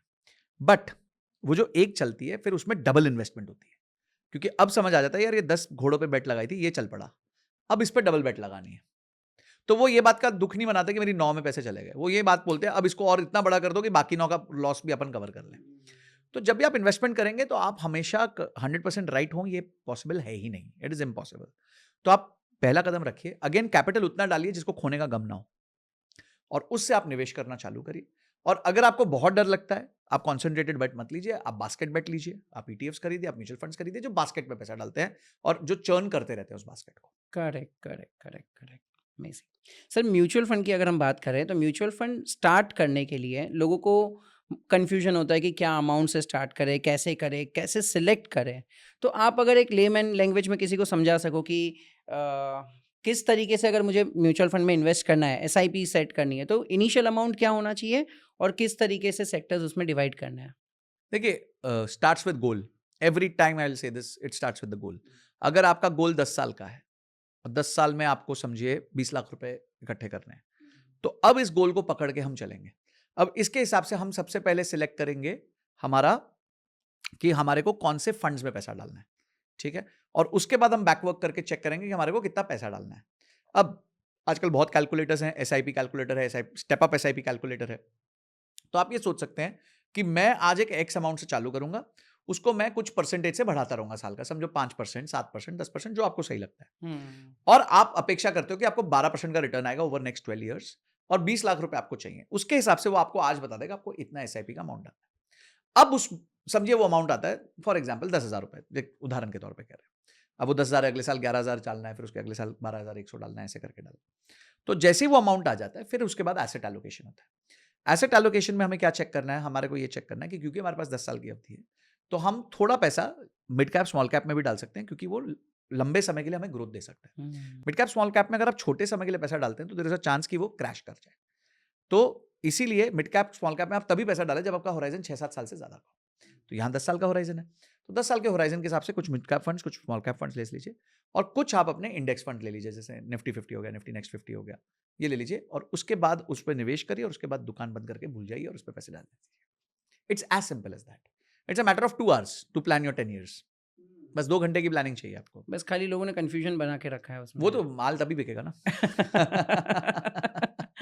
सही है। लोगों को फिर भी ऐसा लगता है कि यार मैं एसआईपी करूँ, किसी और को हाथ में पैसा दूँ, उससे अच्छा मैं खुद क्यों ना करूँ? मतलब मैं खुद स्टॉक को पिक करूँ, मैं खुद उसमें चेक करूँ कि उसके फाइनेंशियल्स क्या है, ये क्या है, वो क्या है। तो खुद इन्वेस्ट करना चाहते हैं डायरेक्ट इक्विटी में, तो उन लोगों को आप क्या कहना चाहोगे? मतलब आपको अगर खुद इन्वेस्ट करना है तो क्या-क्या चीज़ें चेक करनी है? अगर नहीं चेक कर पा रहे हो तो म्यूचुअल फंड में कैसे इन्वेस्ट करना है? देखो मैं इसमें ना आपको 2 पॉइंट्स बताता हूँ। ये प्रूवन है कि more than 85% of the mutual fund managers are not even able to beat the benchmark. Proven है। मतलब अगर 100 म्यूचुअल फंड्स हैं तो 85 तो बेंचमार्क को ही नहीं बीट कर पाएंगे। ओह! तो यानी कि बेंचमार्क में पैसा डालना एक समझदारी का काम है। तो वहीं आपने गेम को जीत लिया, जैसे आप बेंचमार्क में डालते हैं। वॉरेन बफे कहते हैं मेरा निधन हो जाए तो मेरा सारा पैसा इंडेक्स में डाल देना, किसी और को मत देना। वॉरेन बफे ने एक बार टेड सीडर्स के साथ बेट लगा ली कि 10 साल बाद देखते हैं किसका पैसा बढ़ेगा। Ted Seides hedge fund manager थे, रोज खरीद बेच करते थे। 10 साल बाद जब दोनों मिले, वो जैसे रैंचो को मिला था, हाँ, याद है 3 इडियट्स। 3 इडियट्स में, कि 10 साल बाद यहीं मिलेंगे। तो वो 10 साल बाद जब मिले तो जो वॉरेन बफे था उन्होंने 86% रिटर्न जनरेट किया था, टेड सीडर्स ने 26% रिटर्न जनरेट किया था। जबकि टेड सीडर्स रोज खरीदते थे, बेचते थे, हेज फंड मैनेजर थे, एजुकेटेड थी, टीम थी, सिस्टम्स थे, डेटा था, सब कुछ था। वॉरेन बफे ने एक बार पैसा डाला भूल गया। सो पॉइंट इज कि जब आप लॉन्ग टर्म सोचते हो आप इंडेक्स को नहीं बीट कर पाओगे। हाँ, कभी 3 महीने के अवधि में आपने इंडेक्स को बीट कर दिया, फिर आपको लगता है अपुनिश भगवान है, वो पॉसिबल ही नहीं है। These are things which are not possible. Please don't get into them first of all. But नहीं जी, चुल है, जाना है तो पहले सीखो कंपनी को एनालाइज कैसे करते हैं। और कंपनी का एनालिसिस जो है ना, वो सिर्फ फंडामेंटल नहीं, इमोशनल भी होता है। लोगों का व्यू क्या है उस कंपनी के प्रति इस टाइम पे। ऐसा तो नहीं है कि लोग अभी हम देखेंगे प्राइस टू अर्निंग्स बहुत कम है, वाह यार ये तो कंपनी बहुत अच्छी है, प्राइस टू अर्निंग्स बहुत कम है। पर पता चला ग्रोथ ही नहीं दे रही, तो कम प्राइस टू अर्निंग्स में भी वो महंगी है। करेक्ट। तो बहुत सारी चीजें होती हैं फंडामेंटल एनालिसिस, मैनेजमेंट कैसी है, उसके बाद कितने साल से बिजनेस कर रहे हैं, रेवेन्यू ग्रोथ क्या है, प्रॉफिट ग्रोथ क्या है, आरओसीई क्या है, ये सारी चीजें पहले सीखनी पड़ेंगी। तो मैं तो सीखने के बाद नहीं पैसा डालता कंपनीज में डायरेक्टली। आप बिना सीखे डालना चाहते हो तो बी माई गेस्ट। फिर आप स्ट्रगल करोगे, फिर क्या होगा, आपको लगेगा वो कंपनी ढूंढता जो 100x होगी। आप ब्लू चिप में पैसा ही नहीं डालोगे, आप वो पेनी स्टॉक्स ढूंढना कोशिश करोगे, स्मॉल कैप्स ढूंढने की कोशिश करोगे। यार मेरे दोस्त ने एक शेयर लिया था 50 पैसे का, आज 50 रुपए हो गया, वेरी गुड, मेरे को भी ऐसा शेयर लेना है, तो ढूंढो 50 पैसे के आसपास कौन से शेयर्स हैं। वो नहीं चलता है।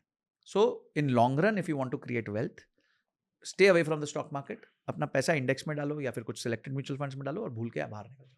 ये इंडेक्स फंड के लिए तो आपने बता दिया, लेकिन फिर भी बहुत सारे लोगों को मन में ऐसे इच्छा होती है कि नहीं यार मैं ऑप्शन ट्रेडिंग में इन्वेस्ट करूं, क्योंकि उसमें मुझे अमाउंट भी बहुत ज़्यादा मिलता है, प्रॉफिट होगा तो वो प्रॉफिट भी बहुत ज़्यादा मिलेगा।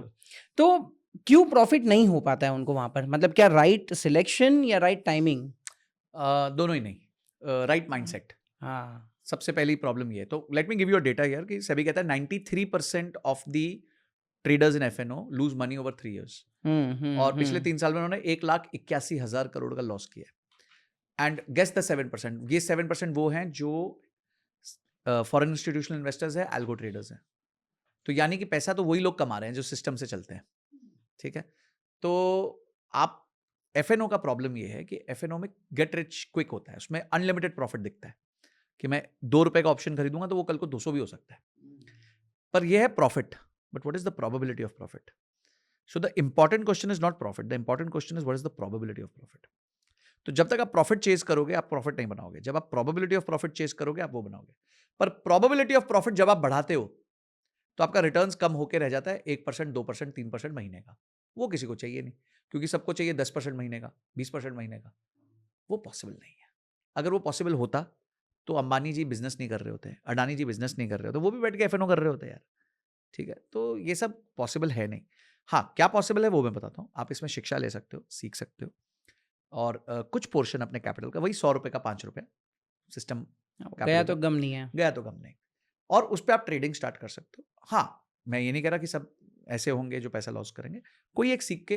पर मैंने नोटिस किया, मैं जैसे एक बहुत अच्छे ट्रेडर से बात कर रहा था, हिमांशु से, और ही सेड कि सर मेरे को 6 साल पहले 6 साल तो मैं प्रॉफिटेबल ही नहीं था। 6 साल मैंने सीखा, मैंने पैसे खोए, यू नो, उसके बाद बनाए, खोए, बनाए, और फिर मैं प्रॉफिटेबल हुआ। मैंने बोला ठीक है भाई, आज अगर मैं इंजीनियरिंग के बाद एमबीए करता हूं तो 6 साल लग जाते हैं, तो तुमने इंजीनियरिंग के बाद एमबीए कर ली ट्रेडिंग में, अब तुम पैसे बना रहे हो। तो लोग टाइम नहीं देना चाहते इस मार्केट को। लोग सोचते हैं ये ऐसी मशीन है कि जहां आऊंगा और अगले दिन से पैसा बनेगा। But let me tell you, stock market is the most difficult way to make easy money. ये सबसे मुश्किल जगह है जहां पे आप आसान पैसा बना सकते हो, क्योंकि आप बना ही नहीं सकते। ठीक है, लगता है बहुत मजा आता है देखने में, वीडियो गेम है ना, तो मजा बहुत आता है, पर पैसा नहीं बनता है। ये मजे के लिए है, बट अब आप क्या, आप रियल पैसे के साथ मजे ले रहे हो, तो ऑब्वियसली वो पैसे जाएंगे, फिर आपको दुख होगा कि यार मेरे पैसे चले गए।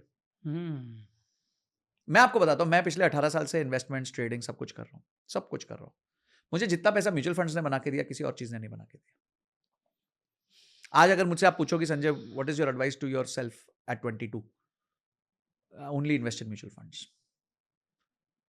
ये एक ही एडवाइस है मेरी मेरे आपको, कि बाकी सब छोड़ दे भाई, कुछ मत कर, सिर्फ म्यूचुअल फंड्स में चुपचाप पैसा डालता रहे और अपनी एक्टिव इनकम पे फोकस कर, काम कर और पैसे बना। करेक्ट, यही मेरी एडवाइस, 2 ही एडवाइस होगी कि एक्टिव इनकम पे फोकस करो और यहाँ म्यूचुअल फंड्स में पैसा डालो, उससे ज़्यादा कुछ मत करो, अपने आप पैसा बढ़ जाएगा। Super super super. इन्वेस्टमेंट में सर आपका तो मैंने ये भी सुना है कि आप घर में कभी इन्वेस्ट नहीं करते हो, आप रेंटेड के ऊपर ज़्यादा प्रीफर करते हो, ऐसा क्यों?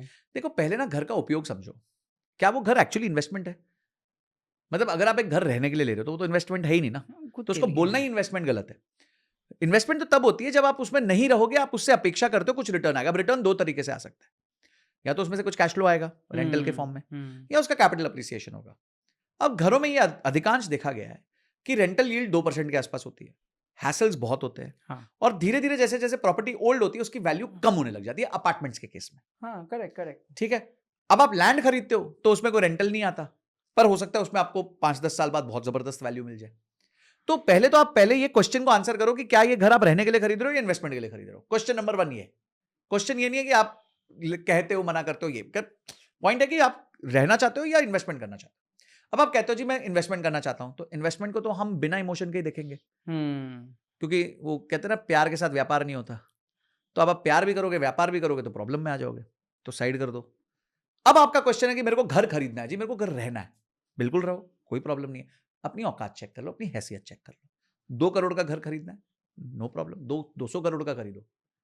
2 करोड़ के घर खरीदने के लिए 40 लाख रुपए का डाउन पेमेंट चाहिए। क्वेश्चन मार्क है कि नहीं? है कि नहीं? सही है। ठीक है। पापा देंगे, मम्मी देंगी, दादा देंगे, दादी देंगे, सास देंगे, ससुर देंगे, कोई ना कोई पैसा दे रहा है, दोस्त दे देगा, ठीक है जी, टिक। 1 करोड़ 60 लाख रुपए का लोन, किश्त 1.25 लाख रुपए के आसपास, यानी कि तनख्वाह होनी चाहिए 2.5 लाख रुपए के आसपास, है कि नहीं? नहीं है, तो फिर कैसे ले सकते हो यार? पहले राइट क्वेश्चन पूछ लो अपने आप से। तो पॉइंट, मैं घर लेने के अगेंस्ट नहीं हूं, मैं घर को बिना इक्वेशन के लेने के अगेंस्ट हूं। आप स्ट्रगल करते रहो, स्ट्रेस लेते रहो। अच्छा, आप बोलोगे मेरा घर है, अरे काय का तुम्हारा घर है? बैंक का घर है। जब तक तुम आखिरी किश्त नहीं देते तब तक बैंक का घर है। अब विरल भाई, मैं आपको एक इक्वेशन बताता हूं, मजा आ जाएगा आपको। मैं बॉम्बे में, मेरे फादर ने घर लिया था, और जब मैंने जॉब ज्वाइन किया, वो घर में लोन लेके भी नहीं खरीद सकता था। This is 2008, today we are in 2024, ठीक है, लेट्स से 2025। जब मैंने वो घर, मतलब जब मैंने जॉब ज्वाइन किया, तो मेरी तनख्वाह पे जितना मुझे लोन मिलता था, मैं वो लेने के बाद भी वो घर नहीं खरीद सकता था। और आज मैं वो घर मेरे म्यूचुअल फंड के बैलेंस से 5 बार खरीद सकता हूं, बिना उधार के। तो कौन ज्यादा ग्रो किया, मेरा घर या मैं? तो मैं अपने पे फोकस करूंगा ना, और आज ले लेता हूं, ठीक है, आज जाके डाउन पेमेंट देके विदाउट लोन लूंगा अगर मेरे को लेना होगा तो।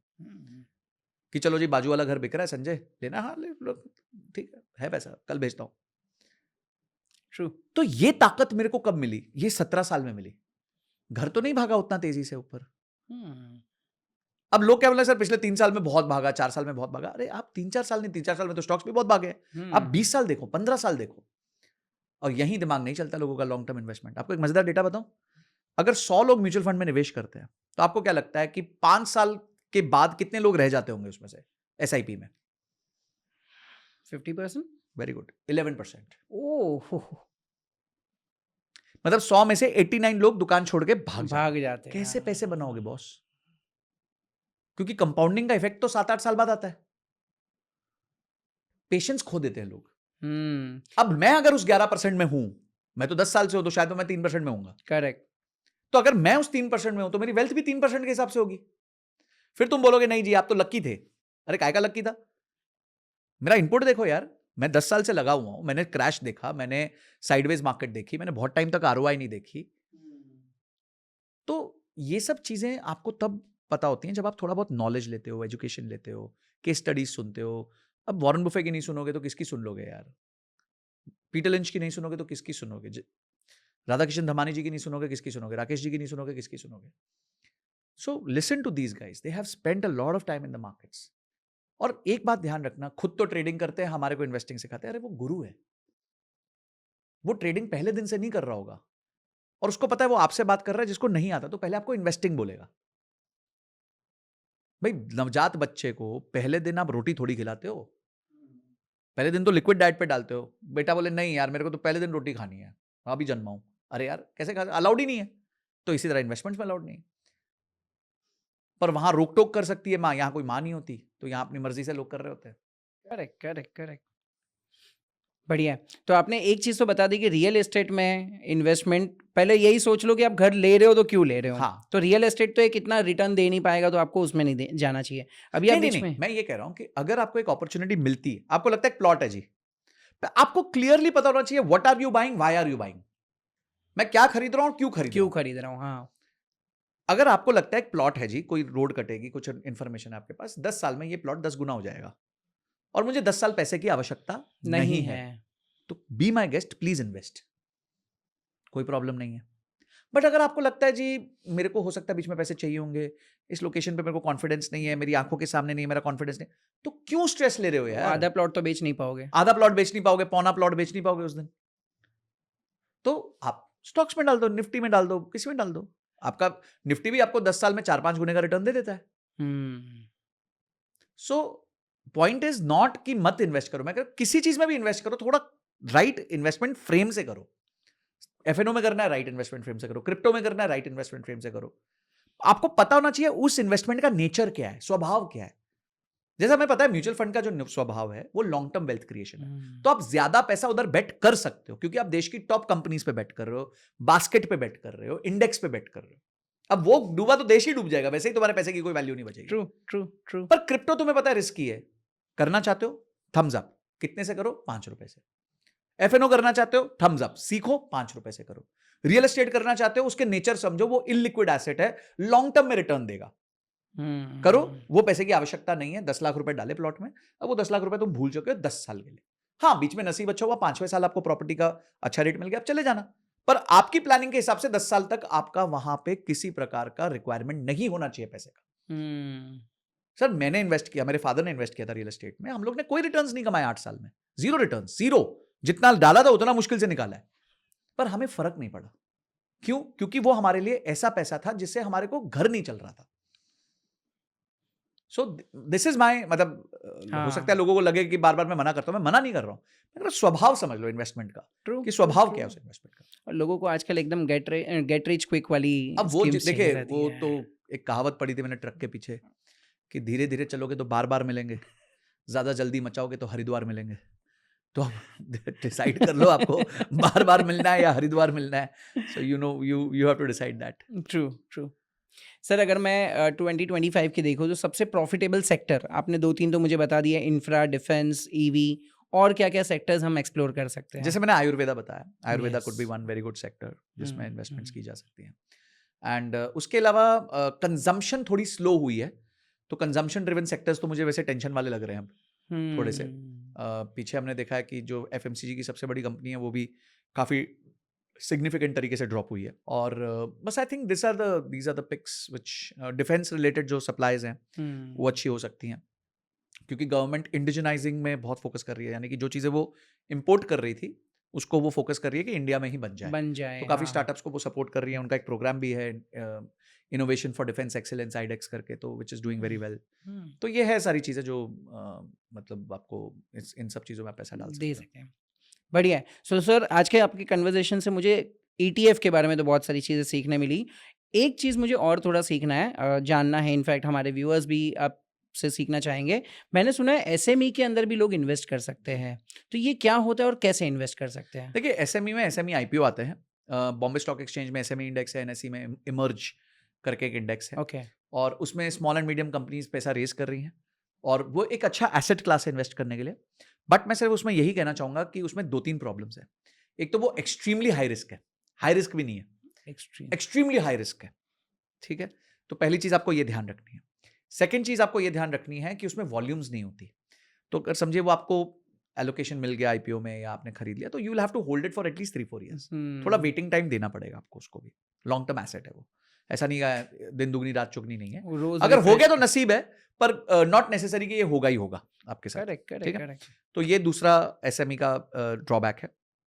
तीसरा ड्रॉबैक है कि एसएमई में lot size, minimum number of shares होते हैं, आप उसके नीचे खरीद ही नहीं सकते। जैसे मैं रिलायंस का एक भी शेयर खरीद सकता हूँ, 1, पर एसएमई में शायद वो 500 का होता है या कुछ एक अमाउंट होता है कि इतने अमाउंट का आपको मिनिमम शेयर्स खरीदना पड़ेगा, तो उसमें लार्जर कैपिटल लगता है शेयर खरीदने के। जब आप मार्केट में वो ट्रेड कर रहा होता है तो वो इतने हल्के से आप ऐसा 2-3-5 हज़ार रुपए से नहीं खरीद सकते, उसमें आपको ज़्यादा पैसा लगता है। और चौथा, आपको एसएमईज में क्या होता है कि उनकी बुक्स थोड़ी सी पुरानी नहीं होती हैं, तो they are not very robust, they are not audited by the best auditors, और मतलब ये थोड़े चैलेंजेस होते हैं, तो वो आपको देखना पड़ता है कि कोई ऐसे इशू में आप मत सब्सक्राइब कर दो। अभी पीछे एक इशू हुआ था जिसमें एक कंपनी ने पैसा रेज किया, पैसा उनके अकाउंट में भी आ गया, उनके अकाउंट में मतलब एस्क्रो अकाउंट में आ गया, फिर किसी ने कंप्लेंट कर दी उनके प्रोस्पेक्टस को स्टडी करके, और सेबी ने उस कंपनी को बोला है कि अब आप इन्वेस्टर के सारे पैसे वापस कर दो। और वो आईपीओ 400 गुना ओवर सब्सक्राइब हुआ था, 400 टाइम्स ओवर सब्सक्राइब होने के बाद, पूरा इशू आने के बाद सेबी ने कह दिया अब इनके पैसे वापस करो इन्वेस्टर के। तो ये रिस्क्स अभी एसएमई इंडेक्स में हैं। तो थोड़ा सा सोच समझ के, अगेन वही 100 का 5 करके आप धीरे धीरे पहले सीख लो कि ये सेक्टर क्या कह रहा है, क्योंकि अभी तक इसमें कोई बहुत बड़ा म्यूचुअल फंड भी नहीं आया है जो एसएमई में इन्वेस्ट कर रहा हो, क्योंकि वॉल्यूम्स ही नहीं होती वहां पे। ट्रू। तो इस चक्कर में मतलब अभी थोड़ा सा नेसेंट है, बट खेलना चाहते हो छोटे कैपिटल के साथ, और मतलब उसमें मिनिमम आपको एक एक्स अमाउंट ऑफ कैपिटल लगेगा ही लगेगा, और कंपनी अच्छी होनी चाहिए, रोबस्ट होनी चाहिए, उसमें अच्छे इन्वेस्टर्स होने चाहिए, उसका फाउंडर का थोड़ा स्टडी कर लीजिए कि उसके अगेंस्ट कुछ प्रॉब्लम्स नहीं है, तब जाके, क्योंकि कोई अगेन इसमें कोई म्यूचुअल फंड है नहीं तो अभी प्रॉब्लम है, उसमें कंट्रोल डाल नहीं करेगा, सकते हाँ। पैसा। मेरा मन वही था कि एज अ बिजनेस पर्सन मुझे कैसे पता चलेगा कि मेरी कंपनी एसएमई या आईपीओ के अंदर अप्लाई कर सकती है कि नहीं, उसके लिए क्या क्या पैरामीटर्स रहेंगे एज अ ठीक है, बिजनेस पर्सन? अगर आपको एसएमई आईपीओ में अप्लाई करना है as a business, you want to list, तो सबसे पहली चीज आपको ये देखनी है कि आपका कुछ 3 साल की अवधि मिनिमम होती है, तो वो पूरी हो जानी चाहिए।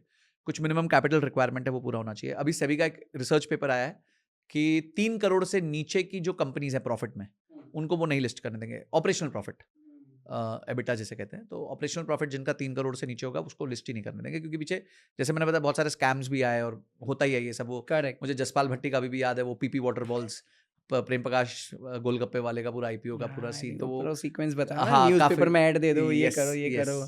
तो वो आज भी याद आता है। तो काफी हद तक मतलब तब उस एपिसोड में हंसी आती थी, आज पता चलता है रियलिटी है लाइफ की। सो आई थिंक वो थोड़ा सा ध्यान देना है as a founder.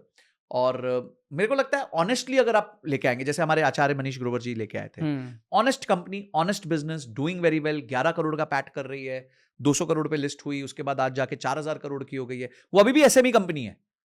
Till now it's on the SME board, because SME board में मिनिमम 3 साल रहना पड़ता है, फिर आप मेन बोर्ड पे जाते हो, वो अगले साल मेन बोर्ड पे जाएंगे। पर आज ही उन्होंने बिजनेस को इतना जबरदस्त रोबस्ट कर लिया है कि उनकी ग्रोथ बहुत सिग्निफिकेंट हो गई। तो ऐसी कंपनीज जो है, अच्छे फाउंडर्स जो हैं, वो बहुत अच्छा वेल्थ बना सकते हैं। या तो आप गेट रिच क्विक कोशिश कर सकते हो कि भाई फटाफट कंपनी में 10-15 करोड़ आ जाए और मैं उसको लेके एक रोल्स रॉयस खरीद लूँ, एक बंगला खरीद लूँ और इन्वेस्टर के भाड़ में। अब ऐसा हो नहीं सकता, आपको हर महीने पर, हर हाफ ईयर में परफॉर्मेंस देनी है। और अगर आप long term wealth creation as a founder देखते हो कि यार मैंने बहुत मेहनत से बिजनेस बनाया था, इसको और आगे लेके जाता हूँ, थोड़ा कैपिटल आएगा तो मैं एक्सपैंड कर पाऊंगा, उधार अपने चुका पाऊंगा और अपने बिजनेस को आगे बढ़ा पाऊंगा, तो आपको एक बहुत अच्छी वैल्यू आगे जाके मिल सकती है। Amazing amazing. फाइनेंशियल इंडिपेंडेंस जब सोचते हैं कोई पर्सन करने के लिए, तो उसमें क्या मेजर 3 गलतियां करते हैं? देखिए, फाइनेंशियल इंडिपेंडेंस को सबसे पहले आप ये चेक करिए कि, गलतियों से बात करूं ना, हाँ। सॉरी, पहली गलती ये है कि फाइनेंशियल इंडिपेंडेंस लोग अपने इनकम से मेजर करते हैं। फाइनेंशियल इंडिपेंडेंस इनकम से नहीं, एक्सपेंस से मेजर होती है। तो आपका एक्सपेंस कितना आप कंट्रोल में रखोगे, उतना जल्दी आप फाइनेंशियल इंडिपेंडेंस अचीव कर सकते हैं। अगर आपके उल जलूल खर्चे हैं, तो आप महीने का 10 लाख भी कमाओगे ना, तो भी आप फाइनेंशियल इंडिपेंडेंट नहीं हो पाओगे। पर अगर आप कंट्रोल्ड हो, तो महीने का 1 लाख रुपए कमाओगे तो भी आप फाइनेंशियल इंडिपेंडेंट हो पाओगे।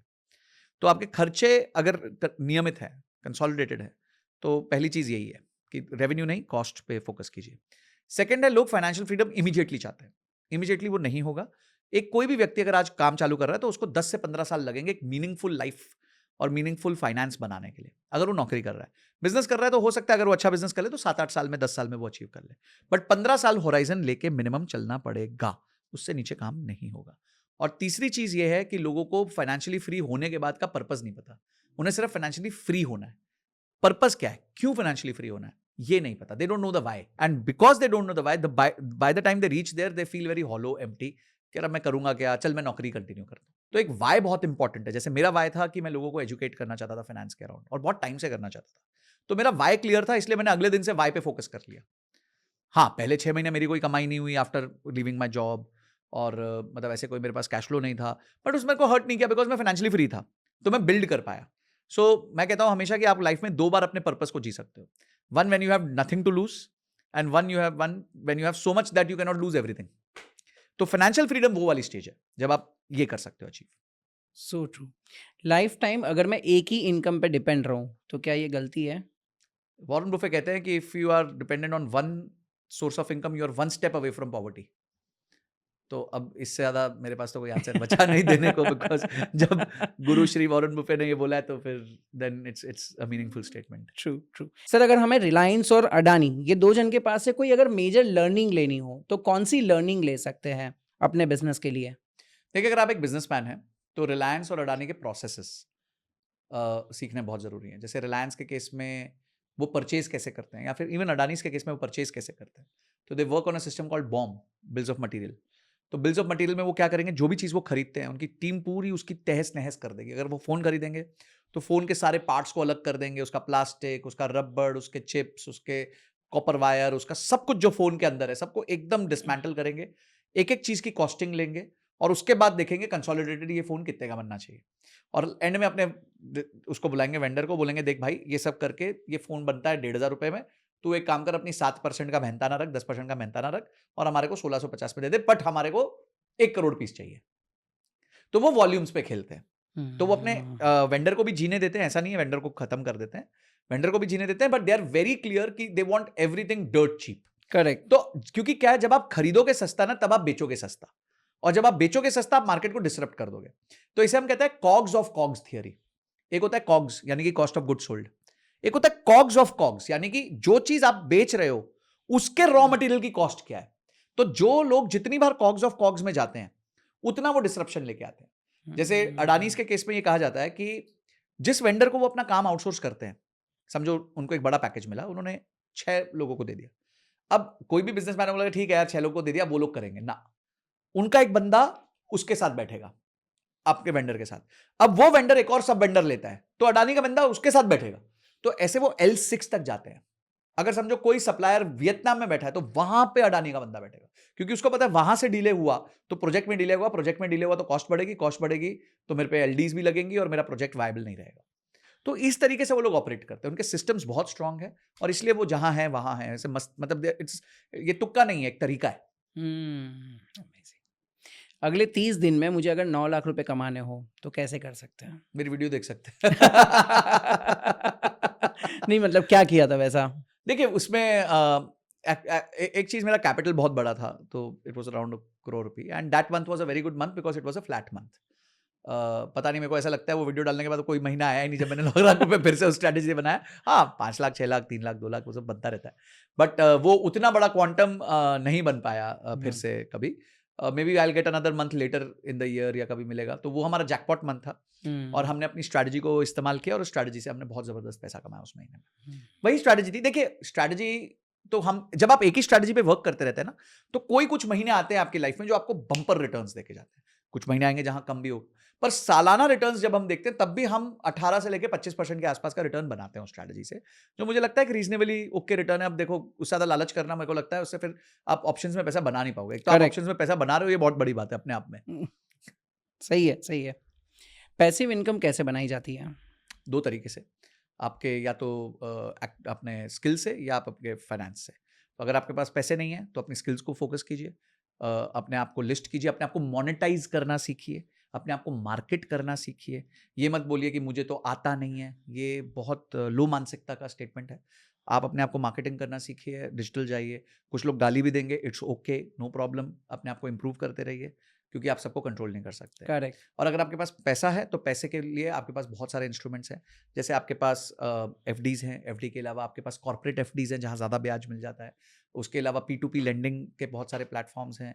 आप प्रॉपर्टी लेके रेंटल ले सकते हैं। तो बहुत सारे ऐसे तरीके हैं जिससे आप अपने लिए पैसिव इनकम इसमें क्रिएट कर सकते हैं, जनरेट कर Yes. सकते हैं। SWP से रिटायरमेंट प्लानिंग क्या सही में पॉसिबल है? बिल्कुल पॉसिबल है। मैं आपको एक उदाहरण देता हूँ। मेरे एक फ्रेंड के फादर 2014 में रिटायर हुए। उनके पास 1 करोड़ का कॉर्पस था। उन्होंने उस कॉर्पस को एक म्यूचुअल फंड में डाला, उसमें से 50,000 रुपये महीना विड्रॉ करना चालू किया। हर साल उसको 7% बढ़ाया। 10 साल से ये चल रहा है। कट टू टुडे 2024, आज वो उसमें से 1 लाख रुपया महीना विड्रॉ कर रहे हैं। 80 लाख रुपए विड्रॉ कर चुके हैं, और अभी उनके कॉर्पस में 2.75 करोड़ रुपीस पड़ा हुआ है। तो 1 करोड़ बन गया 3.25 करोड़, प्लस और प्लस 80 लाख विड्रॉ हो चुका है, और अभी महीने का 1 लाख रुपए विड्रॉ हो रहा है। तो बिल्कुल रिटायरमेंट प्लानिंग पॉसिबल है, मेरी आंखों के सामने की कहानी है। टॉप 5 म्यूचुअल फंड जो आप रेकमेंड करना चाहोगे? आप कोई भी फिल्टर अपनी वेबसाइट्स पे जा सकते हैं, जो भी जैसे जो भी ब्रोकर ऐप्स हैं, और उसमें जाके फिल्टर्स लगा सकते हैं। मैं आपको सिंपल तरीका बताता हूँ, don't look at 1 year returns. 1 year returns से आप गलत म्यूचुअल फंड सेलेक्ट कर बैठोगे, ठीक है। एक कोई भी म्यूचुअल फंड जो आप सेलेक्ट करते हैं उसकी लाइफ मिनिमम 3 साल की होनी चाहिए। 3 साल में परफॉर्मेंस का पता चलता है। सेकंड है उसका expense ratio as low as possible होना चाहिए। इंडेक्स फंड्स में एक्सपेंस रेशियो सबसे कम होता है। तीसरी चीज, आपको रोलिंग रिटर्न्स उसके देखने हैं, सिर्फ नॉर्मल रिटर्न्स नहीं देखने, क्योंकि रोलिंग रिटर्न्स हमें बताते हैं कि बैट्समैन सहवाग है कि द्रविड़ है। सहवाग क्या करता है, सहवाग ने भी उतने ही रन बनाए जितने द्रविड़ ने बनाए, पर सहवाग कभी 20 पे आउट हो जाता है, कभी 100 बनाता है, कभी 200 भी बनाता है। द्रविड़ हर बार 40-50-60, 40-50-60। तो हमें कंसिस्टेंट प्लेयर चाहिए, क्योंकि हमें टेस्ट मैच का प्लेयर चाहिए, लंबा प्लेयर चाहिए। तो रोलिंग रिटर्न्स आपको चेक करने हैं, रोलिंग रिटर्न्स आपके अच्छे होने चाहिए। और उसके अलावा एंड में आपका ड्रॉडाउन रेशियो सबसे कम होना चाहिए। ड्रॉडाउन का मतलब होता है कि जब मार्केट गिरी थी तो ये फंड कितना गिरा था। कई फंड्स जो रिस्की फंड्स होते हैं वो 50% भी गिर जाते हैं। तो अगर आप में क्षमता नहीं है 50% का रिस्क ड्रॉडाउन देखने की, तो आप उन फंड से दूर रहिए। ड्रॉडाउन देख लीजिए, किसी का 10% है, किसी का 20% है, वहां तक सीमित है। तो इस तरीके से आप अपना बास्केट चूज कीजिए टॉप 5 म्यूचुअल फंड्स का। Amazing amazing. ईटीएफ्स होते क्या हैं और वो म्यूचुअल फंड से कैसे बेहतर है? ETF बेसिकली म्यूचुअल फंड है जो ट्रेड हो सकता है। जब हम म्यूचुअल फंड की बात करते हैं तो म्यूचुअल फंड में आपके पास ETF और म्यूचुअल फंड है जो ट्रेड हो सकता है। तो ETF भी एक बास्केट है, म्यूचुअल फंड भी एक बास्केट है। म्यूचुअल फंड में आप दिन के दौरान ट्रेडिंग नहीं कर सकते, आपको ऑर्डर प्लेस करना पड़ता है। तो आपको या तो उस दिन का या अगले दिन का NAV मिलता है। जबकि अगर आपका 12:30 बजे मन किया है कि आपको निफ्टी 50 का इंडेक्स खरीदना है, तो वो सिर्फ और सिर्फ आप ETF के माध्यम से खरीद सकते हैं। तो ETF is for active investment and mutual fund is for passive investment. Sir अगर हम इन्वेस्टमेंट की बात करें तो आपने अहमदाबाद में धुलेरा देखा रहेगा, जी, आपको क्या लगता है वहाँ पर इन्वेस्टमेंट ऑप्शंस अच्छे हैं? देखिए, अगेन मैंने रियल एस्टेट का आपको थंब रूल बता दिया। एक तो लंबे समय के लिए निवेश करें, बिकॉज रियल एस्टेट में ओवरनाइट कुछ नहीं होता। कोई भी सिटी, धुलेरा या कोई भी सिटी हो, वो डेवलप होने में उसको समय लगता ही लगता है। तो वो समय लगेगा, पॉइंट नंबर 1। पॉइंट नंबर 2, आप ये देखिए उसका एडॉप्शन क्या है, यानी कि वहाँ पे क्या लोग बसावट करने धीरे धीरे आ रहे हैं, उसको यूज कर। क्योंकि कोई भी चीज़ की वैल्यू उसके यूजेज से होती है, सिर्फ बनने से नहीं होती। कोई मॉल है, 2 मॉल अगल बगल में, एक में कोई जा रहा नहीं है, एक में सब लोग जा रहे हैं, तो जिसमें जा रहे हैं उसकी वैल्यू ज़्यादा हो जाती है। तो अगर उस जगह का अडॉप्शन आ रहा है, लोग वहां पे आके रिहाइश कर रहे हैं, तो धीरे धीरे उस जगह में ताकत आ जाएगी और उसमें रिटर्न्स बेहतर हो जाएंगे। तो ढोलेरा क्योंकि अहमदाबाद के पास भी है और एक मतलब मैंने नोटिस किया कि वहां पे गवर्नमेंट का भी बहुत फोकस है, मोदी जी का पर्सनल खुद का फोकस है। जैसे मोदी जी का पिछला गिफ्ट सिटी था, ड्रीम फोकस, उन्होंने बहुत अच्छे से उसको डेवलप करवाया। तो आई एम श्योर कि इसमें भी स्कोप होगा, but definitely real estate investments को लॉन्ग टर्म में देखिए और इललिक्विड एसेट्स है तो उसको उसमें वो पैसा डालिए कि जिसमें आपका पैसा अगर फंस भी जाए, थोड़ा टाइम भी लग जाए, तो आपको दुख ना हो। Thank you so much sir, बहुत सारी चीज़ें आज सीखने मिली हमारे ऑडियंस को भी और मुझे भी पर्सनल लेवल पे बहुत सारी चीज़ें आपसे सीखने मिलती है जब जब मैं आपके साथ पॉडकास्ट करता हूँ। तो इसीलिए मैं आप लोग को रिक्वेस्ट करना चाहूँगा कि सर को वापस से एक बार बुलाना है तो कमेंट में पार्ट 3 लिख दीजिए, क्योंकि ये सेकंड पार्ट तो हमारा शूट हो चुका है। बहुत सारी चीज़ें सीख ली और बहुत सारी चीज़ें और सीखने बाकी है। तो मुझे कमेंट में बताइए क्या टॉपिक आप सीखना चाहते हो सर के पास, and I assure you sir please आप आइएगा थर्ड टाइम भी हमारे पॉडकास्ट पे। एब्सोल्युटली विरल भाई, आपके साथ आना हमेशा एक बहुत बड़ा प्लेजर होता है। तो जब भी हम बॉम्बे आएंगे और अगर देयर इज इनफ डिमांड, तो एक काम करते हैं, थोड़ा टारगेट दे देते हैं। इनको कहते हैं 10,000 लाइक्स दे दें यस और 2,000 कमेंट्स दे दें, तो हम डेफिनेटली फिर से पार्ट 3 डन करेंगे। Done. Thank you so much sir. Thank you.